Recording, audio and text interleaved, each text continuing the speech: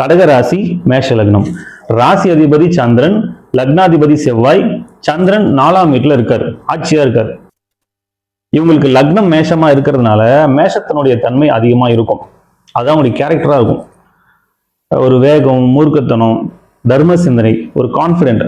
நீங்க என்ன மாதிரியான விஷயம் சொன்னாலும் அவங்களால முடியாதுன்னு சொல்லவே மாட்டாங்க.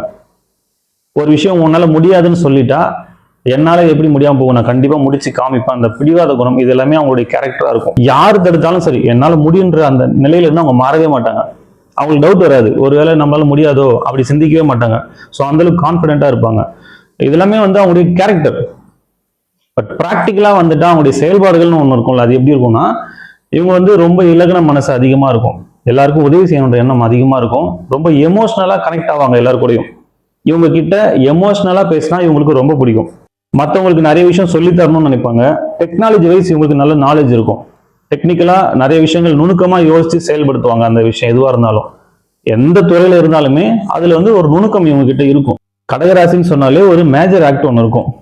எந்த கடகராசிக்காரங்களை பார்த்தாலும் ஈஸியா ஐடென்டிஃபை பண்ணக்கூடிய ஒரு காமனான ஒரு விஷயம் செய்வாங்க. என்னன்னா சேஃப்டியை பத்தி அதிகமா திங்க் பண்ணுவாங்க. அவங்க செய்யற செயலோ, அவங்க பேசுற பேச்சோ, அவங்க இருக்கிற அட்மாஸ்பியரோ, சுச்சுவேஷனோ அதை சேஃப்டியா இருக்கா அப்படின்றதுல ரொம்ப கவனமா இருப்பாங்க. ஸோ இவங்களுக்கு ஃபர்ஸ்ட் சேஃப்டி தான் முக்கியம்.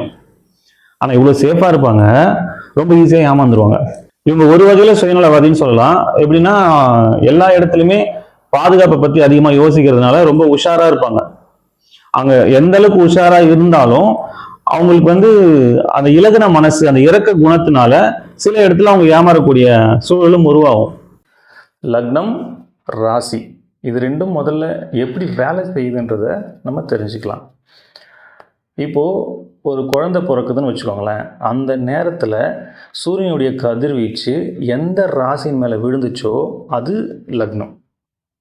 ஸோ அந்த லக்னத்தை வச்சு தான் மற்ற கிரகங்களின் தன்மைகளை நம்ம ஆராய்ச்சி பண்ண முடியும்.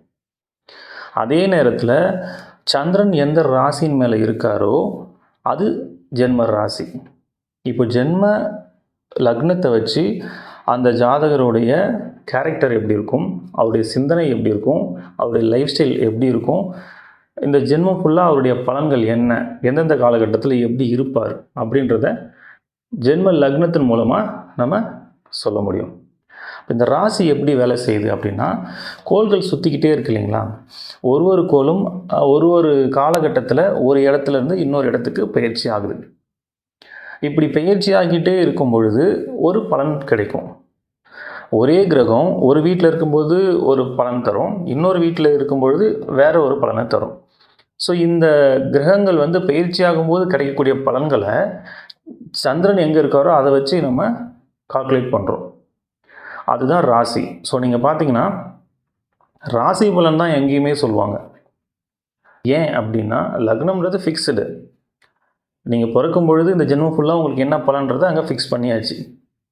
அதே போல் நட்சத்திரமும் அதுக்கேற்ற மாதிரி பலன்கள் இருக்குது. தசாபுத்திகள் நடத்தக்கூடிய கிரகங்களுக்கு ஏற்ற பலன்களும் உங்களுக்கு இருக்குது. ஆனால் இந்த ராசி பலன் கோள்கள் மாறிக்கிட்டே இருக்கும் பொழுது ஒரு பலன் தர்றதுனால அது பலன் மாறிக்கிட்டே இருக்கும். அதனால் ராசி பலன் நம்ம சொல்கிற மாதிரி இருக்குது. லக்னம் அப்படின்றது ஒருத்தருடைய சிந்தனை, அவருடைய கேரக்டர் எப்படி இருக்கும் அப்படின்றத சொல்லக்கூடியது. இந்த ராசி அப்படின்றது தன்னுடைய செயல்பாடுகளை பற்றி சொல்லக்கூடியது. இப்போ உதாரணத்துக்கு ஒருத்தர் கன்னி லக்னத்தில் பிறந்திருக்காருன்னு வச்சுக்கோங்களேன். அந்த கன்னி லக்னத்துக்கு உண்டான அத்தனை குணங்களும் அவருக்கு இருக்கும். மேஷ ராசியில் பிறந்திருக்காருன்னு வச்சுக்கோங்களேன். மேஷ ராசிக்கு உண்டான அத்தனை செயல்களும் அவங்க செய்வாங்க. கன்னி லக்னத்துக்கு உண்டான சிந்தனைகள் இருக்கும், ஆனால் செயல்பாடு எல்லாமே மேஷ ராசிக்கு உண்டான செயல்பாடுகள் தான் அங்கே அதிகமாக இருக்கும். ஒரு பிரச்சனை அப்படின்னா அந்த பிரச்சனை எதனால் வந்துச்சு, அதை எப்படி சரி பண்ணலாம், அதை பேசியே சரி பண்ணக்கூடிய அந்த விஷயம் எல்லாமே கன்னி லக்னத்துக்கு இருக்கும். தன்னை நம்ம தப்பு பண்ணாமலே பழி சொல்லிட்டா கூட அவங்களுக்கு அதை புரிய வச்சு ஆப்போசிட் சைடு யோசிக்கிறது, நிதானமாக இருக்கிறது, இந்த விஷயம்லாம் அந்த கன்னி லக்னத்துக்கு இருக்கும். ஆனால் மேஷ ராசியை பொறுத்த வரைக்கும் என்னை எப்படி நீங்கள் என்னை தப்பு சொல்லலாம், அந்த கோபம் வந்துடும். அந்த கோபத்தோட அந்த தன்னுடைய உணர்வு வெளிப்படுத்தக்கூடிய அந்த தன்மை மேஷராசிக்கு இருக்கும். ஸோ மனசில் பார்த்தீங்கன்னா அவங்க நிதானமாக தான் இருப்பாங்க. நம்ம வந்து அவங்கள கேட்கணும், அவங்க சைடு நம்ம என்ன நியாயத்தை கேட்கணும், அவங்க சைடு யோசிக்கணும்லாம் இருக்கும். ஆனால் செயல்படும் பார்த்தா அந்த டைமில் டக்குன்னு கோவப்பட்டுருவாங்க. அப்புறமா யோசிப்பாங்க, நம்ம வந்து இந்த மாதிரி பேசியிருக்கக்கூடாது, நம்ம பொறுமையாக இருந்திருக்கணும். ஸோ இந்த டிஃப்ரென்ஸ் வர்றதுக்கு காரணம் லக்னமும் ராசியும் கிளாஷ் ஆகுது. இப்போது ஒருத்தரை நம்ம பார்க்குறோன்னா அவருடைய கேரக்டர் என்ன, அவர் என்ன சிந்திக்கிறார், அவர் மனசில் என்ன நினைக்கிறாரு அப்படின்றத நம்ம ஈஸியாக புரிஞ்சிக்க முடியாது. அவர் என்ன செயல் செய்கிறாரோ இதை வச்சு தான் அவரை நம்ம ஒரு கேரக்டர் நினச்சிக்குவோம். எப்போவுமே நம்ம செய்கிற செயல்களை நம்மளால் புரிஞ்சிக்க முடியாது. நம்முடைய சிந்தனைகளை நம்ம புரிஞ்சுக்குவோம், நம்ம என்ன நினைக்கிறோன்றது நமக்கு தெரியும். ஆனால் நம்ம என்ன செய்கிறோம், நம்முடைய செயல்பாடு எப்படி இருக்குது அப்படின்றத நம்மளால் அவ்வளோ சீக்கிரம் அனலைஸ் பண்ண முடியாது. லக்னத்தின்படி நம்முடைய கேரக்டர் என்ன, ராசியின்படி நம்ம என்ன செயல்பாடுகள் செய்வோம், இது ரெண்டையும் நம்ம தெளிவாக புரிஞ்சுக்கிட்டோம் அப்படின்னா நம்மளை அனலைஸ் பண்ணுறது ஈஸி, லைஃப் ஈஸியாக கொண்டு போக முடியும். லக்னத்திலிருந்து 4ஆம் வீட்டில் சந்திரன் இருக்காரு. ஸோ அதுவும் சந்திரன் ஆட்சியாக இருக்காரு. 4ஆம் இடத்துல சந்திரன் இருந்தால் ஒரு பலன் இருக்கு. அவங்களுக்கு தாய் அல்லது தாய் ஸ்தானத்தில் இருக்கக்கூடியவங்க ரொம்ப பக்கபலமாக இருப்பாங்க. இவங்க ரொம்ப அதிகமாக அம்மா பிள்ளையா இருப்பாங்க. அம்மாவை எந்த இடத்துல இவங்க விட்டு தர மாட்டாங்க. அம்மாவால் இவங்களுக்கு பயங்கர ஆதாயம் இருக்கும், ஒரு நல்ல பாண்டிங் இருக்கும் அம்மாவுக்கும் இவங்களுக்கும். இது சாதாரணமாக 4ஆம் வீட்டில் இருந்தாலே இருக்கும். ஆனால் இங்கே சந்திரன் அவருடைய சொந்த வீட்டிலேயே ஆட்சியாக இருக்கிறதுனால இன்னும் பலன்கள் அதிகமாக இருக்கும். இது பொது பலன் தான். ஒருவேளை சந்திரனுடைய நிலையை பொறுத்தோ அல்லது மற்ற கிரகங்களின் அமைப்பை பொறுத்தோ இங்க பலன்கள் மாறக்கூடிய வாய்ப்பும் இருக்கு. சந்திரன் பௌர்ணமி சந்திரனாகவோ இல்லை வளர்பிறை சந்திரனாகவோ இருந்தா அதிகப்படியான பலன்களை தருவார். அமாவாசையாகவோ இல்லை தேய்பிரையாகவோ இருந்தா கெடுபலனை தருவார்னு சொல்லியிருக்காங்க. ஒருவேளை சந்திரன் ஆட்சி பெற்றாலோ இல்லை உச்சம் பெற்றாலோ கெடுபலனை தரமாட்டார்னு ஒரு கருத்தும் இருக்கு. பட் நல்ல மற்ற கிரகங்களை ஆராய்ச்சி பண்ணும்பொழுது தான் சரியான பலன்கள் என்னன்னு நம்ம சொல்ல முடியும். இது பொதுவாக சொல்லக்கூடிய பலன்கள் தான். உங்க ஜாதகத்துல சந்திரனுடைய நிலையை பத்தி தெரிஞ்சுக்கணும்னு நினைச்சீங்கன்னா உங்க ஜாதகம் எடுத்து கையில் வச்சுக்கோங்க. இங்க சந்திரன்ல இருந்து 7ஆம் வீடு மகரம், இங்க சூரியன் இருந்தாருன்னா இது பௌர்ணமி சந்திரன். ஒருவேளை சந்திரன் கூடவே சூரியன் இருந்தாருன்னா அது அமாவாசை. ஒருவேளை இங்க கும்பத்துல இருந்து இங்க மிதுனம் வரைக்கும் இங்க எங்கேயாவது சூரியன் இருந்தாருன்னா அது வளர்பிறை சந்திரன். இங்க சிம்மத்திலிருந்து தனுசு வரைக்கும் இங்க எங்கேயாவது சூரியன் இருந்தாருன்னா அது தேய்பிரை சந்திரன் அர்த்தம். உங்க ஜாதகத்துல தேய்பிரை சந்திரனா இருந்ததுன்னா அதுக்காக நீங்க பயப்பட வேண்டாம். தேய்பிரை சந்திரனை பார்த்து நீங்க பயப்படலாம் வேண்டாம். இப்போ ஒரு ஜாதகத்துல லக்னாதிபதி எப்படி இருக்காரு, நட்சத்திர அதிபதி எப்படி இருக்காரு, குரு எப்படி இருக்காரு, உங்களுக்கு தசாபதிகள் நடத்தக்கூடிய கிரகங்கள் எப்படி இருக்குது, ஸோ இதெல்லாம் பார்த்து இப்போ எந்தெந்த கிரகங்கள் சேர்க்கை இருக்குது, அது மூலமாக என்ன பலன் வருது, இப்படிலாம் நிறைய நம்ம ஆராய்ச்சி பண்ணும்பொழுது உங்களுக்கு பலன்கள் மாறும். பொதுவாக சந்திரன் தேய்பிரையில் இருந்தால் சில சங்கடமான நிகழ்வுகள் நடக்கும்ன்றது அது பொது விதி, அவ்வளோதான். அது எல்லாருக்கும் நடந்தே தீரணும்னு கட்டாயம்லாம் இல்லை. அதுக்காக அது ஒரு பெரிய விஷயமா நினச்சி நீங்கள் கவலைப்பட தேவையில்லை. நீங்கள் ஒரு ஜாதகம் பார்க்க போகிறீங்கன்னா அதில் நல்ல பலனும் சொல்லுவாங்க, கெட்ட பலனும் சொல்லுவாங்க. எவ்வளோ பெரிய நல்ல ஜாதகமாக இருந்தாலும் அதில் கெட்ட பலனும் ஒன்று இருக்கும். எவ்வளோ கெட்ட ஜாதகமாக இருந்தாலும் அதில் நல்ல பலன்களும் இருக்கும். நல்ல பலன்களை சொல்லும்பொழுது எப்போவுமே நமக்கு மோட்டிவேஷனாக தான் இருக்கும். அதே கெடுபலன் சொல்லிட்டாங்கன்னா அதை ஹேண்டில் பண்ண முடியாமல் ப்ரெஷரில் மாட்டிக்கிட்டு அதை செய்யணும்னு நினச்ச விஷயத்தை செய்ய முடியாமல் அவங்க லைஃப் ஸ்டைலே மாறி போய் சைக்காலஜிக்கலாக ஒரு பெரிய ப்ராப்ளத்தில் மாட்டிக்கிறாங்க. ஸோ இந்த நேரத்தில் நம்ம எப்படி ஹேண்டில் பண்ணணும், நமக்கு ஒரு கெடுபலன்னு சொல்லிட்டாங்கன்னா அதை நம்ம எப்படி ஹேண்டில் பண்ணணும், அதை முதல்ல நம்ம கற்றுக்கணும்.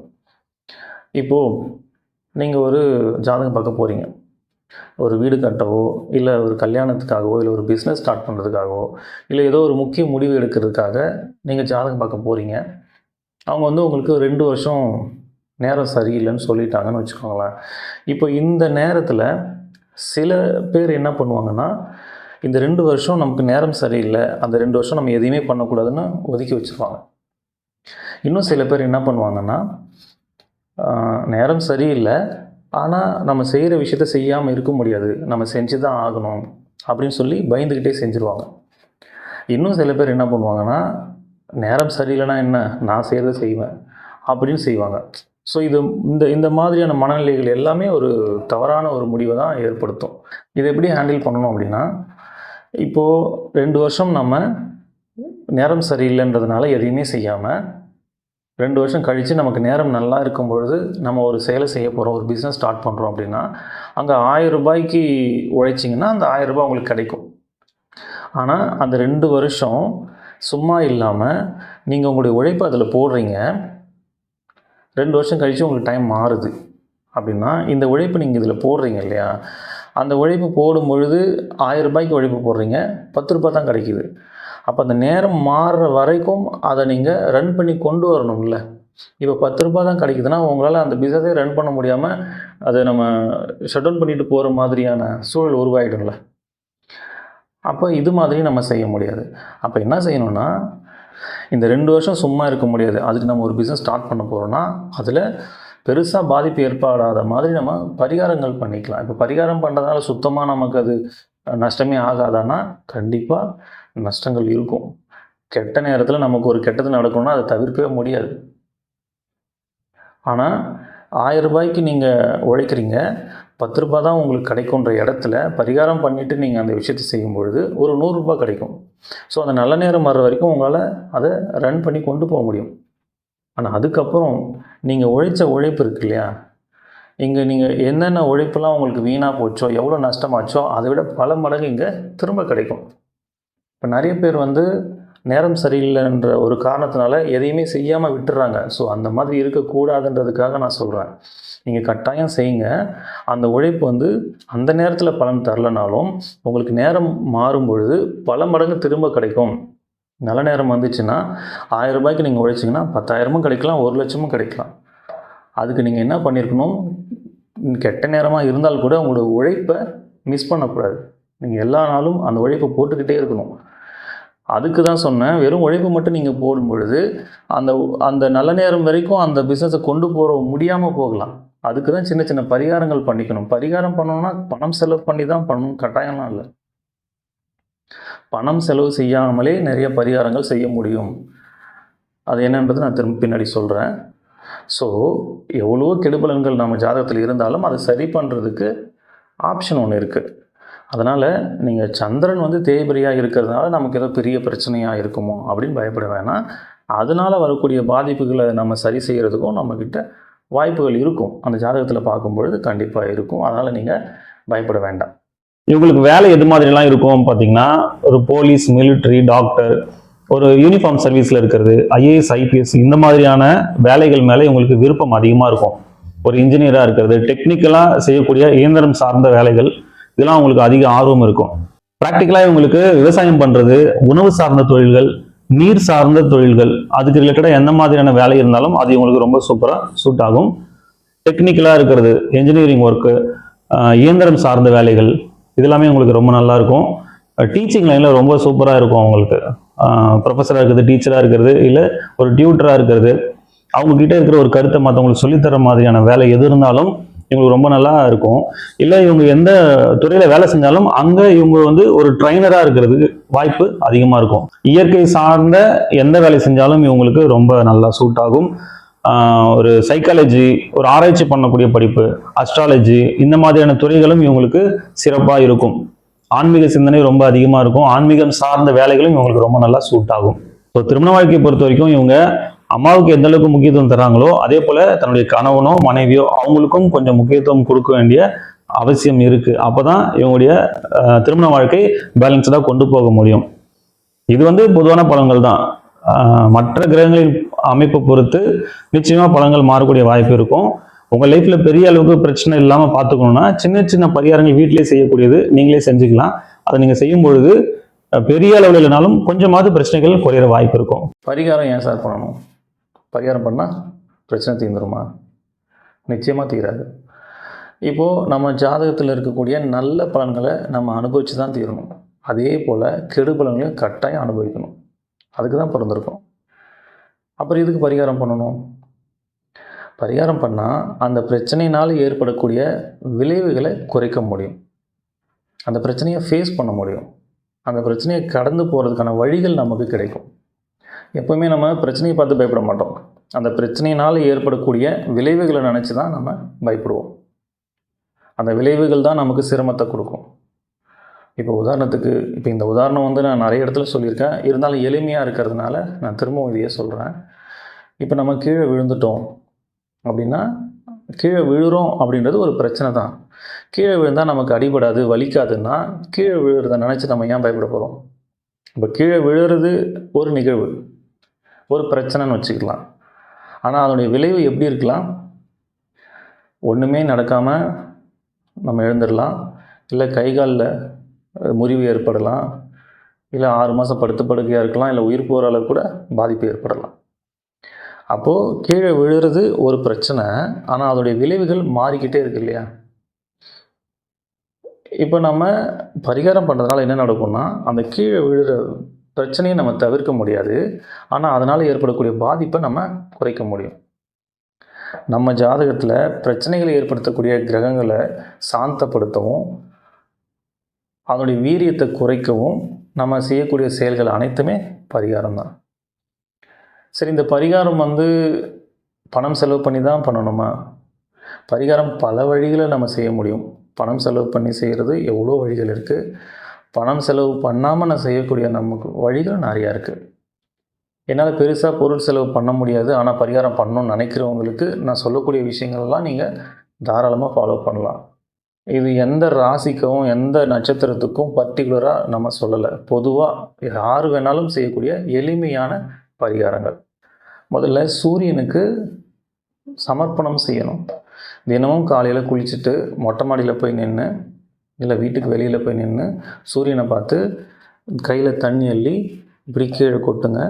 சூரியனை பார்த்து இப்படி கீழே கொட்டுங்க. சமர்ப்பணம் சொல்லி செய்யுங்க. ஒவ்வொரு பௌர்ணமி அன்னைக்கும் திருவண்ணாமலைக்கு கிரிவலம் போயிட்டு வாங்க. பௌர்ணமி அன்னைக்கு போகிறதுக்கு எனக்கு வாய்ப்பு இல்லை சார் அப்படின்னா, வளர்பிறை டைமில் ஏதோ ஒரு நாள் நீங்கள் போயிட்டு வரலாம். இல்லை அப்போவும் என்னால் முடியாது, எனக்கு எப்போ டைம் கிடைக்குன்னே தெரியல அப்படின்னா, அட்லீஸ்ட் திருவண்ணாமலைக்கு போயிட்டு வாங்க.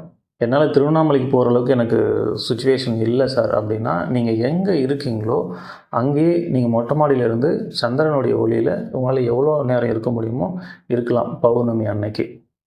அடுத்தது நவகிரகங்களை சுற்றுங்க. இந்த நவகிரகங்கள் சனிக்கிழமையில் சுற்றுறது சிறப்பு. ஏன் சனிக்கிழமையில் சுற்றணும் அப்படின்னா, ஒவ்வொரு நாளும் சூரியன் உதிக்கிற நேரத்தில் எந்த கிரகங்களுடைய கதிர்வீச்சு பூமி மேலே படுதோ அந்த கிரகத்தினுடைய ஆதிக்கம் அந்த நாளில் இருக்கும். அப்படி தான் நம்முடைய வாரங்கள் இருக்கும். தமிழ் வாரங்கள் 7 நாள் வருது இல்லைங்களா? 7 நாளுமே ஒரு கிரகத்தின் ஆதிக்கம் அங்கே அதிகமாக இருக்கும். அதுபோல் சனி பகவானுடைய ஆதிக்கம் சனிக்கிழமைகளில் அதிகமாக இருக்கும். சனி கிரகத்திலேருந்து வரக்கூடிய கதிர்வீச்சுகள் மூலமாக நமக்கு பலன்கள் கிடைக்கும்.